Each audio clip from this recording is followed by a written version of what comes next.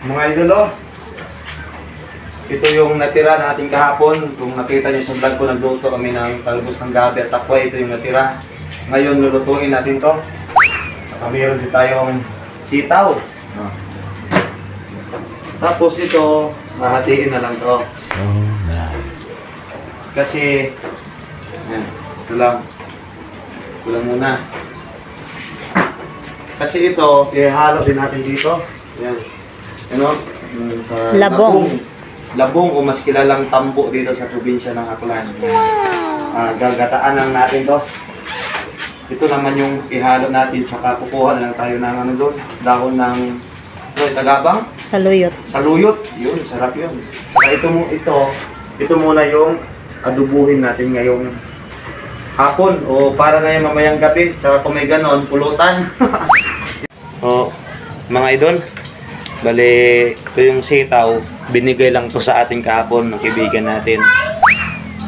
Ngayon gawin natin, putol-putulin na lang natin to. Kadalasan ganito yung lang din yung ginagawa kapag magluluto ka ng sitaw o mas kilala dito sa probinsya na hamtak. Yan, putol-putulin lang natin yan. Puro healthy food muna tayo ngayon. Kasi sunod-sunod yung karne, Pasko, New Year. Ngayon, puro gulay na kasi wala ng budget. Oh.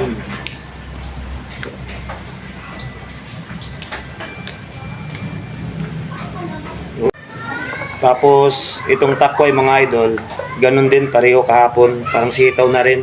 Kaso ito, babalatan natin to at putol-putulin. Tulad dito mga idol, oh. May balat kasi ito.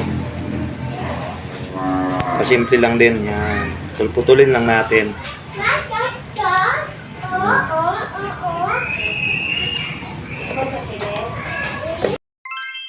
At hinugasan na natin to mga idol para ito'y magisa na. Nagisa tayo ng sibuyas bawang dito sa mahiwaga nating kawali. Tapos ginisa na rin natin itong sitaw at saka takway mga idol o gamot ng gabi. Kunting halo-halo lang yan mga idol. Bali yung luto natin mga idol, adobo.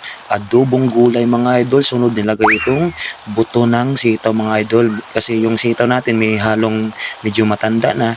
Kaya yung buto na lang yung gagamitin natin mga idol.